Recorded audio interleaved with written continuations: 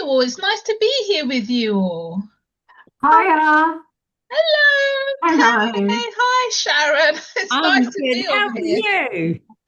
Good to see you all. And you? Sharon, Kay, are you both okay this afternoon?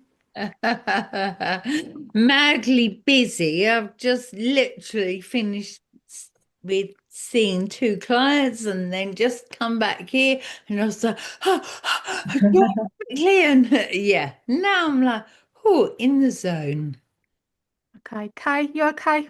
Busy, that's all, but it's okay. I've literally seen 5 clients today and I've got another 3 to see. Wow. What, Kay? Are Oh, you overdoing it? 5 clients already, and then you've got 3 more. And a podcast. and a podcast.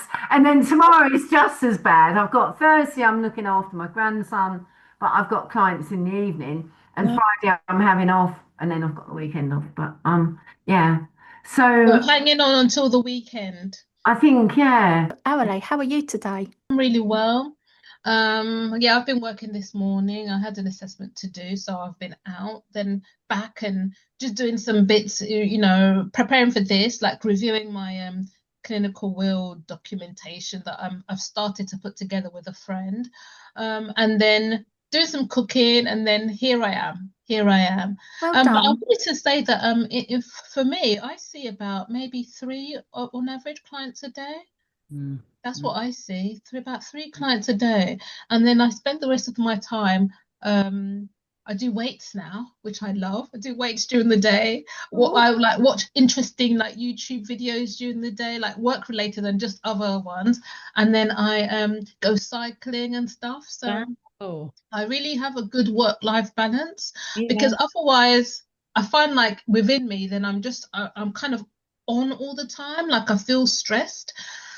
And so now it's just much more kind of like, better pace for me. Yeah, it's a better pace. But I do work with couples, so some of the sessions are a bit longer. But yeah, I must say, are you supervising now, Awele, as well? Are you working yeah, as a supervisor?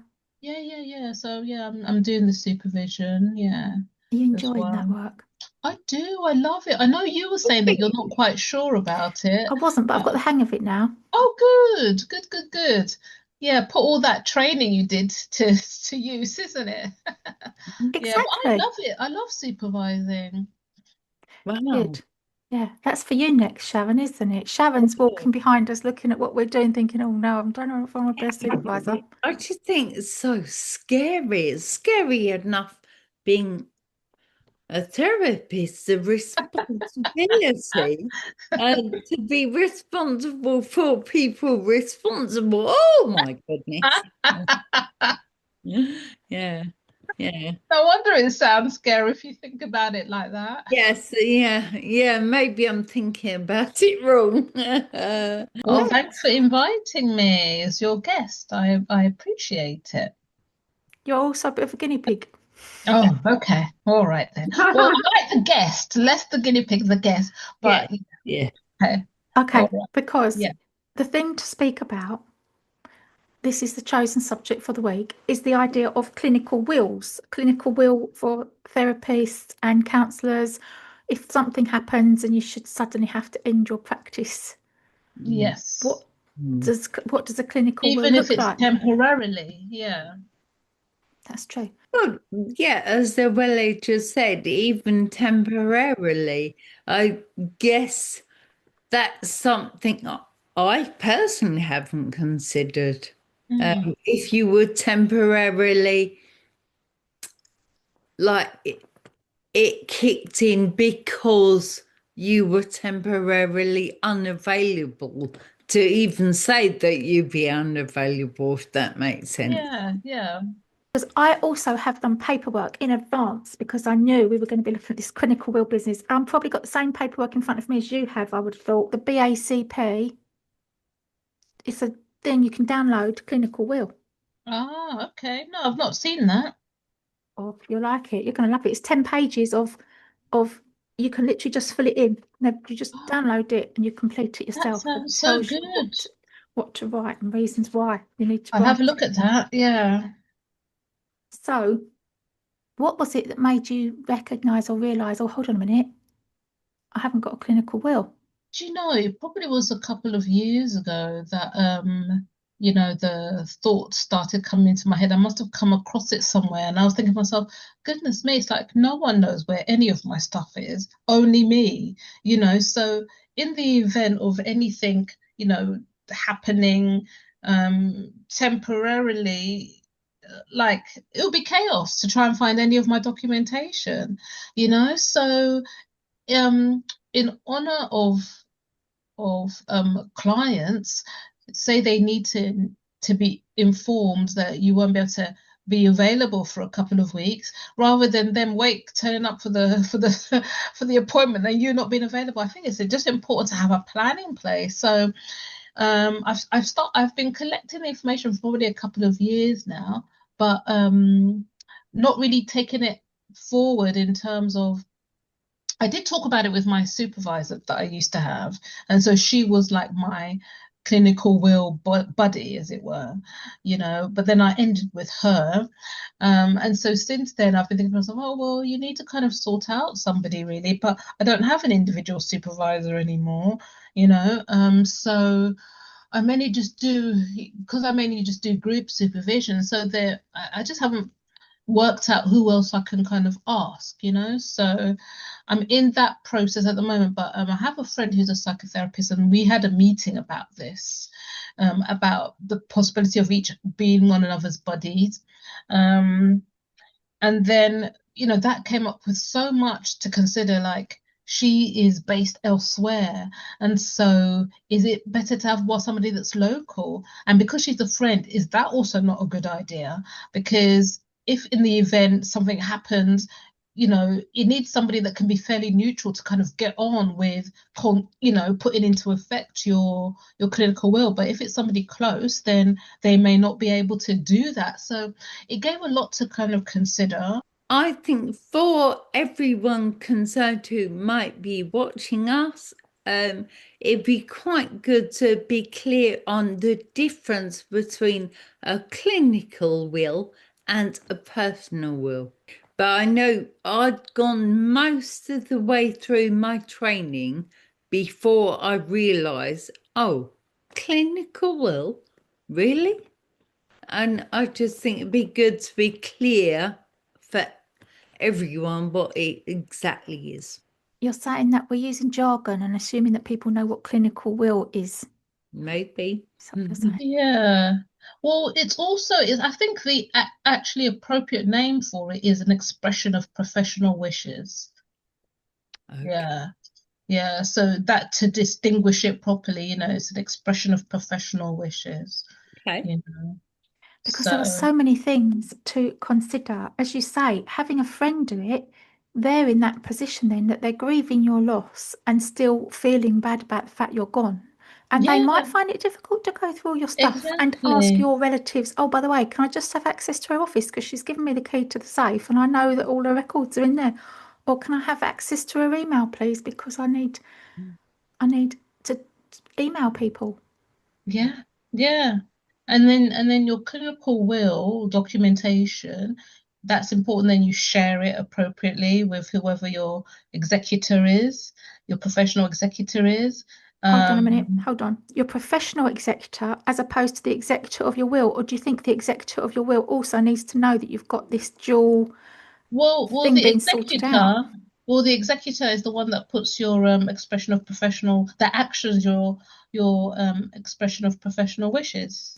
But So if you've that's got the an actual, executor. if you've got an actual executor of an Per- actual will, Personal will. you're on your personal will. If you've got somebody So, organising so all your I'm not bank talking account about and personal will. This is no, just to do with your expression of professional wishes. yeah. So I'm using that term so it's clear that it's about So your I'm saying is if that did happen and you've got an executor who's in charge of all your bank accounts and all of your, because with your expression of professional wishes executor, are they going to communicate with your actual executor of your Yeah. personal will for they've got access to your bank accounts?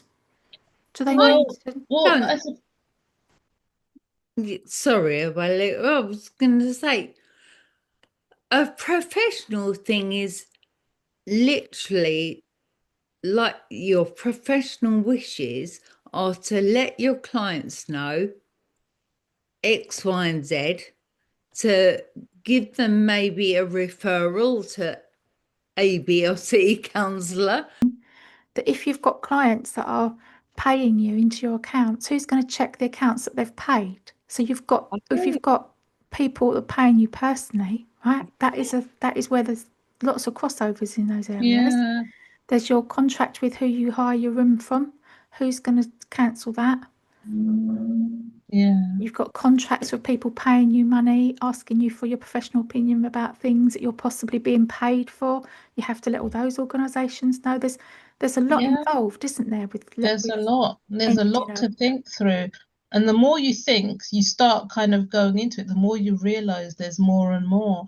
And so with the bank account, you may have a different bank account for your business compared with your personal bank account. So the executors may not need to communicate in that regard. They might But not. that's another consideration, you know. But they But might. yeah, you would also need to kind of put how your bank details on there, and also how they're going to get access to your bank details. That might be something you need to arrange with your bank, that this is a named executor. So there's a lot to consider really, and also like your invoicing like trail in case maybe somebody's paid that you're not provided the service for, so that they can be refunded. There is a clinical will app which I think is quite helpful. I know when I asked in the supervision group that somebody was saying that they use that. I do. They have a buddy system, etc. You use that, Sharon? And it is excellent. Oh. It really is, because it made me set up. But thinking about what Samuelson was just saying then, there's still stuff I haven't done. So I would like to look at the BACP guidelines as well, just because it is good. The details are on there, who to contact and when, and they've got access to it, but only, like, I can see if they've accessed it and they shouldn't. Yeah, it is good. It is really good, but I would also like to look at this. From Is it free, the clinical app? It's not, but it's also not expensive. And at the moment, you can pay what you feel you can afford. So you choose the amount you spend. And it is suggested, I think, the cost of one client. Okay. And you pay that cost per year, I think. Can't Sounds like an find interesting idea. I mean, it. I wonder how long these things have been around, because I've always just kept an email in the event of my death, it says. So I've got all my, affairs in order and everything on there, but I haven't actually got another counsellor who would say, okay, yeah, I know what to do. I know how to deal with all Yeah, these people. I'm just going to rely on, which I yeah. shouldn't, because of the data. And there's the other ethical concern about, the data management. It is called clinicalwill.app. So yeah. But I found it helpful. Is this idea that the clients need to know what you're doing with their records in the event of your death or the event of your closure. And if you're going to hang on to the notes or the records for 7 years, they need to be made aware of that in your contract as well, don't they? Yeah, yeah. I And must. Mm.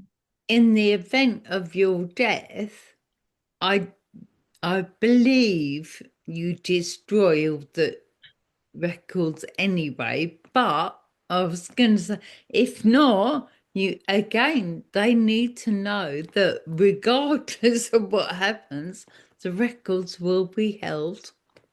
Yeah, for Yeah. 7 years. Yeah, no, even after your death, people can still sue you in memoriam, and you can still, their families, relatives can come after you up to 7 years after your death to find the records. So, Wow, is that right? according to this, yeah, from Oh the my goodness. BABCP. Oh, okay. No. The information that I looked up for the expression of professional wishes just said about what you want done with the notes, and just kind of, I suppose, Yeah. I made the assumption that you're supposed to shred them after your pass. So, Hmm. wow, gosh. Exactly. And what you're going to do with them. And also, it will say on your professional wishes how clients should be informed about the situation. You know, how you would like your clients to be informed, because some of your clients might not be able to do Zoom, or they might not do it online. They might, you know, your wishes might be that you call the person. Yeah. Yeah, Wow. you need to state that as well, whether you want them called and who to call if you can't reach them, like their next of kin and that kind of thing. Yeah. Wow. Yeah. Has this ever happened to anyone? Have any of you ever lost a therapist due to their dying or ending their? No. No, my supervisor was not well for a while. Yeah, he just kind of went off grid for a bit. I feel like I knew something must be wrong because he isn't getting back to me. He's not very good at getting back anyway, but he would have got back like within a day or two, and he wasn't, and so I kind of had a bit of a suspicion that something was up. Yeah, and then he did contact me and said that he's not been well. So to be honest, I don't like it. I don't like any of this. Um, What do you mean? What don't Which you bit like? don't you like? Go on, Sharon, you asked I that, haven't didn't you? got a clinical will. And I feel like the executor of my will just deal with it, deal with my clients, deal with the files, deal with the banking stuff, my business bank. I don't really feel like I don't want to. It's probably me. I don't like constraints, I think, and I think it's a bit of a constraint. Um, I don't know. Is that the right word? Is it a constraint? Don't know. A constraint, as in, see, I see it the other way. I see if you give it to somebody that you trust, you know that person's going to deal with the clients sensitively. You know they're going to dot all the I's, cross all the T's. The organisations are all going to be Yeah. informed because you already know about the BACP and the NCPS. You're sort of already there with the insurance. You know because you've already had to go through it all yourself. So if anything you forgot on your clinical will, if you gave it to a counsellor, they might pick up on things that you might have forgotten about, like the ICO, Information Commissioner's Office. Yeah, the ICO stuff. Sorry, Sharon, Um, you want to say something? I think because I do trust my sister to do all of that. I think she'd contact clients sensitively. I think she's really good at organising and managing stuff. And she's been managing people for years and years. Yeah, I feel like she would be the best person, and she knows me, and like I don't know, has got access to my stuff in a way. Yeah, but but that's what the purpose of the expression of professional wish is, to have all together all the information somebody would need to access your records, like your records, like your password. It's really like the thinking process, so that whoever's your executor can kind of get hold of the information to actually execute your will, you Hmm. know. Getting it all together. That to me is what this process is showing me, how much you have to kind of put in an accessible format, secure accessible format, so that the executor knows how to retrieve that information. Those are the key things. So even like office keys, do they know where that's kept, and Wow. know where your list of clients are to contact your clients. I get what Kay's saying. It is yes, more stuff, it's more restrictions, it's more. However, looking at where you were when you understood and you knew your supervisor and you had an inkling, but someone else might not. Someone else might have thought, why is he hearing me? What's going on? What have I done? And you'd maybe leave it to your personal will, and makes sense. But these things often aren't dealt with immediately, are they? A will might be read 2 or 3 weeks, a month, or whenever after your actual death. Meanwhile, clients, their money has been going into the bank or not. It's just, yeah, it's all just a minefield. And it, like with if you died, then okay, hopefully it gets dealt with even. But what if, like with me, when I was ill, I was just unconscious Yeah. all the time. So tough. No one knew, unless they were told. Yeah. Yeah. So yeah, it's something else to think about. It really is, It yeah, is. especially if you think you are at risk in some way. And I think anyone over the age of 55 has to sort of start thinking, oh, Yeah. anything could happen temporarily or otherwise. Yeah. And for me, I feel like, as Awele was saying about the allowing people to know how to get the information, one of those things would be on the phone, wouldn't it? For you to message people, and if you want them to message clients using your phone and how they access your phone, and because your probate person is going to be cancelling all your mobile phone and all your social media, but your professional executor could be cancelling your social media for your counselling memberships. Yeah. I have got a solution. I just give my sister a little list of stuff to get into my phone, get Oh, into do you? Exactly. Yeah. and then I know she would Fine. just do it. And she is my next of kin, so she would know quite soon if I was, if I was just unconscious, not able to. I just have, what I need to do is give her this extra little job. Yeah. That's exactly what the purpose of this is to kind of put all those ducks in a row, really. And it's interesting you say it's like a little job, but if you think about all the different organizations to contact, all like your directory profiles, Yeah. your regulatory bodies, like if you've got like like you've got a Zoom account, for example, Yeah. or your social media, it adds up. And also you would need to kind of put on there your membership number, the contact details of those different organizations. I mean, I suppose they could Google it, but if you just want to kind of have it all together, it's probably a good idea just to have a contact, email address and number. I mean, that's what I've been going through, so that it's a kind of working document that's useful. Somebody can hit the ground running and get on with it, really. You do And need, I think you do need that information all in one place. you do, yeah. I would say so. Yeah, information about your insurance provider would need to be, contacted. Details of how to access your bank, Also, the idea of in trying to maintain the consistency of care. So sort of you're not going to be there. The client is then suffering from the fact they've lost their counsellor. And then how do you actually go about signposting for someone else? The person has to know who you want to be signposted to, like whether it's the counselling directory or whether it's the BACP or whether it's a group of people like the CPD referrals WhatsApp group. How exactly do you want your executor to help maintain that consistency of care?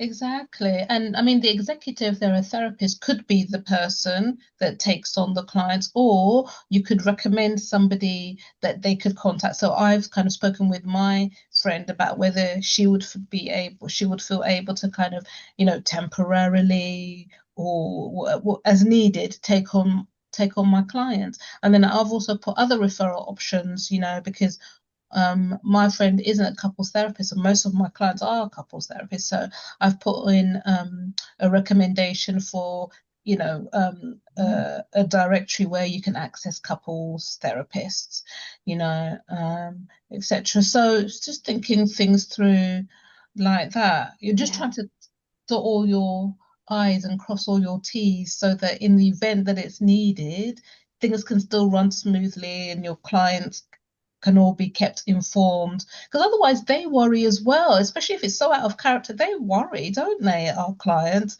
I think they do. This Yeah. was I wanted to say this. My supervisor isn't the only person who was taken ill. My chiropodist as well did. And I went for my appointment and she wasn't there. I was like, oh gosh, she's not there. And I just knew something had happened because I knew she would be there otherwise. Yeah. Exactly. So I just texted her and said, I hope everything's all right. If you need anything, just like contact me. And she didn't actually, no one contacted me for a few weeks later. I know it's different, it's not a mental health thing, but yeah, and I just kind of went with that. She obviously unable to contact me, and then when someone did contact me, they was like, "Oh, you need to try and get another chiropodist." Yeah.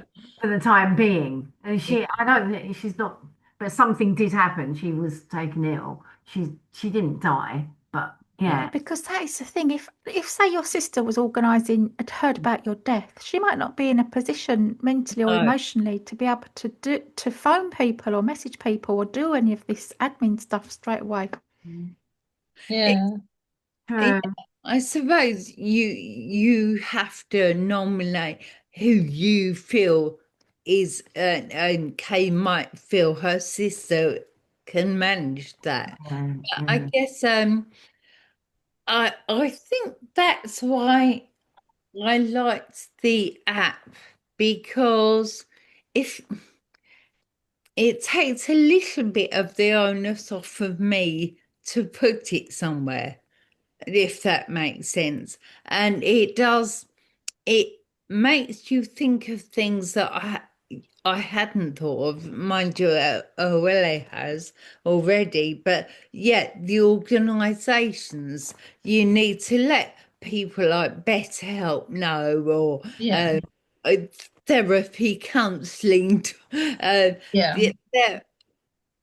and I think you can nominate trustees, so as you say, executors. So yeah, I've nominated 2 trustees, because you don't know, do you? What if one's on holiday, or you do need a backup. That is recommended as well. Yeah. Oh right, okay. Yeah, it is. But also, wouldn't you have thought that people like the Counselling Directory or Bupa or Harley Therapy or BetterHelp or any of the organisations that are sending clients out would have asked the therapist when you're signing up and you've got an account? Wouldn't you have thought they'd have said, who's your professional executor? Can I also ask something? Just going back to what you were saying, Sharon, with the Clinical Will app, how is it triggered then in the case that, you're suddenly taken ill, there's an emergency, you're not able to work? Like, how is it triggered? So if I'm ill, my 2 trustees have got access to my clinical will should they need it. I can't remember how, isn't that awful? But I know, you will be no, I'm trying to look at it now. I'll be notified if they view it. So they agree not to view it, obviously, unless they need to. But yeah, I don't know. I must have given them details. Because that will be the key thing, isn't it? That whoever's your executor or your trustee, somehow they need to be made aware, don't they? So that it can trigger the whole process. And so that bit I've not kind of got to thinking, like, who will that means you need to tell somebody else, don't you, to let the trustee know. So I've also got on here, you have to put your next of kin, and it's up to you how many you have, and they have got the they know to let your trustees know that Right. you're not okay, and then they go on from there. Okay, so you put your next of kin on, Yeah, and then they alert the trustees. And yeah. then what does the app do? Is it linked to all your clients?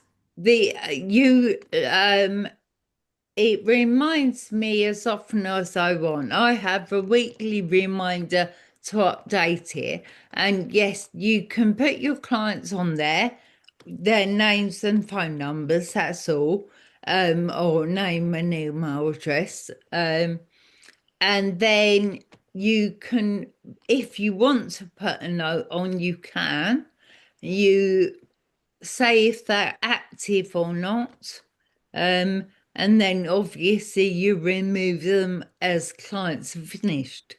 But if they've paused and you know that they're coming back, so I've got a couple on there that are not active, but they need to know that I'm around or not in the future. So So do the clients know that they're on the Clinical Will app? it's mentioned in my contract. Oh, very good. Yeah, I need to add that because mine isn't. Changed it. Yeah, I had to change the contract to include I keep your details on my clinical will, but in case of something happening to me. That's but yeah. So I But suppose for me, without that Clinical Will app, I could add something like, in the event of my death, you'd be contacted by the executor of my yeah, will or and it's something. your clinical will, well whether it's on an app or private, is still your clinical will, isn't it? Yes. Yeah. Yeah. I don't know. It's slightly, for me, it's a little bit different because you're actually putting someone else's information onto an app. So you sort of have to have their consent. But at the same Right. time, if you died, you're still giving all that information and their information to your Yeah. person that you've chosen. And they haven't sort of consented to that, apart from the fact that you've got it in your No. contract. So it's not a No. sort of actively informed consent, I suppose. It's in the contract, but Yeah. it's worth having a conversation about Yeah. it. But is it though? I don't know. Is it worth just leaving it in the contract without speaking about it? You But I suppose because there are things in your contract that you don't highlight, aren't there? Um, so as long as it's in there, doesn't necessarily, because let's face it, hopefully it won't ever be needed by any of us. Well, at some time it's going to be needed by all of us. No, but that's the Huh? point, Sharon, isn't it? At some point it's going to be needed by all of us unless we retire Unless before we die. we might have retired. Yeah. Yeah, we might, but then we've still got records for 7 years. So let's just say that it is going to affect all of Yeah. us, probably. Okay. More than likely it is. Hmm. Hmm. Definitely gonna look into that record thing. Wow. Yeah. So do you want me to just read through these things that I've got on this list, on Yeah. this 10-page And piece of paper, also, and see if we've missed anything? Can we think what's of it anything called? else? Can we think of anything else that we might have missed before I look at the answers? It's like a test sheet. This is, have we checked everything? Is there well, I anything else? think what you said about adding it to your agreement and possibly, even having just commenting on it when you newly start with your clients, I think that that's really relevant, you know. Mm, And also, Tamsin, it's not just in the event of death, it's in the event that you're kind of, you're not able to work, and you're not able to let them know that the executor will contact them on your behalf. So it's, all of those kind of situations. So, but I do think it is, you can ask for their consent then, can't you, as part of your agreement, actually yeah. create space just to have a conversation. And usually the client will just say, yes, I understand, as long as all the information is stored securely. It doesn't matter if it's on the app or in your office, locked away. It's all the same, isn't it? Yeah, that is true. Well, let's have a little look, see if we've missed anything. Now, the beginning person, you know that you were talking a minute ago about how is it initiated, like what triggers this whole process. On this BABCP clinical will template, it's called clinical will initiator. This will often be a partner, next of kin, or other close person. In the event of my death or incapacitation, the initiator named below will contact my clinical executors. So you let them know who your actual executor is who will let your Yeah. You clinical to know. counselling people know. Yeah. I appoint the following have agreed to act as my clinical will executors, and it's all their details, address, phone number, email, job title, executor name. Because of course your executor isn't going to know anything about how to contact that person unless you write it down somewhere. If the clinical executor is unavailable, the secondary executor has agreed to serve in this role. And then at the bottom it says, I would like to express my gratitude for their agreement to carry out this role. Mm. And then it goes a bit of legalese about what they're going to do, actually. Provision of expenses, optional. Expenses and fees for executor and relevant information. So you're going to pay somebody, you're going to create a, hourly rate, I think. No, Goes in there. if you decide, if it's need, that's optional, isn't it? Yeah. Location of the clinical will. Yeah. Each of the executors will have secure access to a copy of this will. Oh, okay. And so, for example, e.g., filing cabinet in my home office, as addressed above, a copy of the key will be provided to the executor. Password protected access to cloud storage, where the will is held, or on clinical will app. Information on location of password is shared with executors. It's that, isn't it? It's all the details. You have to pay attention to all the details of the passwords and where to find it, isn't it? Yeah. And then there's lots of instructions. For instance, I'm happy for colleagues, clients, or recent clients to attend my funeral. So please pass on details if they ask. How do you feel about that idea? Anyone? Do you mind if clients go to your funeral? It's choice, I guess. Each therapist would have different views on that. I'm sure you've had.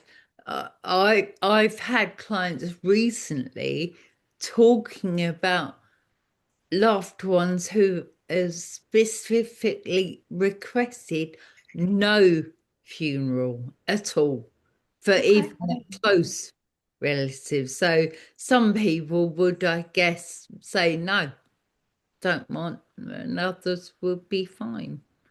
Yeah. I wouldn't mind either way. I'm dead anyway. Yeah, I think the clinical will thing is one of those things that it's another thing, it's another responsibility Yeah. that doesn't really sit well with me and my ADHD brain. Oh.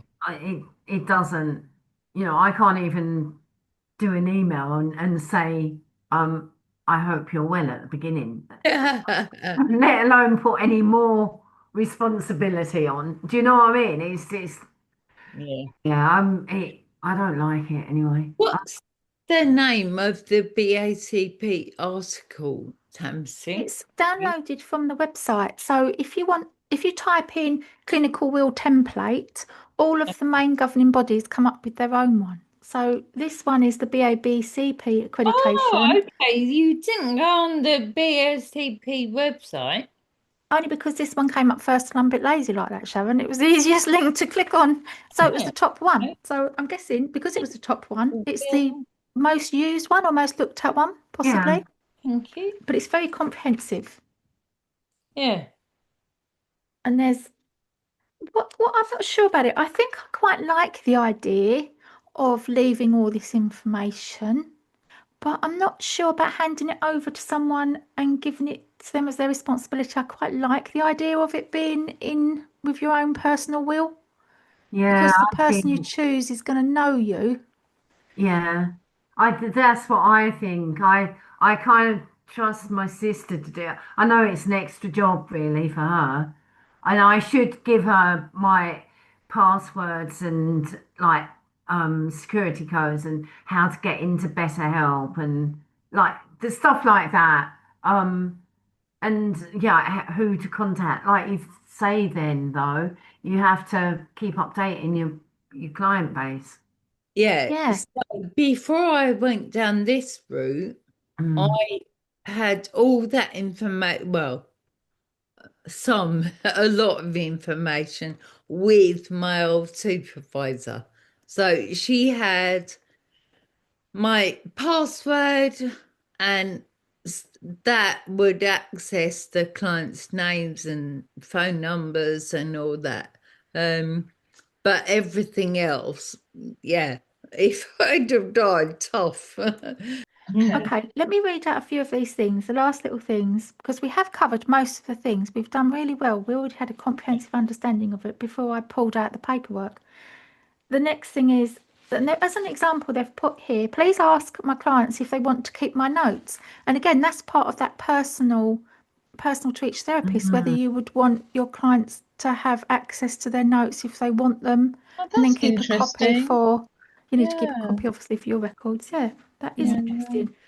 And then obviously in accordance with GPR, please arrange for all client notes to be stored securely for 7 years after my final session with clients. And then obviously if there's any medico-legal companies or EAPs or anyone that you provide reports for, like if you're working with students and you're providing them reports regularly, you need to be passing that on so they don't lose their continuation of their studies. Yeah, well, that's true. Yeah. Yeah. And then obviously your supervisor. Who else? Private health insurers. Wow. And then, yeah, supervisors and supervisees. If you've got supervisees, they need to know, don't they? Yeah. If you're doing Yeah. any teaching work, if you're doing any research work, if you're doing any studying. And then obviously there's a list for all the usual things like laptop password, mobile, private phone, business email, private email, web page, your website, who takes over your website and your domain and cancelling that, Yeah. And Facebook. actually, something else I've just seen on here, yeah, you let your clients know. Yes, you let your supervisees know. But actually, you also need to have someone let your supervisor know. That's true. Yeah. Because, well, don't know about you, but I would have my next appointment booked. Yeah. Yeah. Yeah, you do.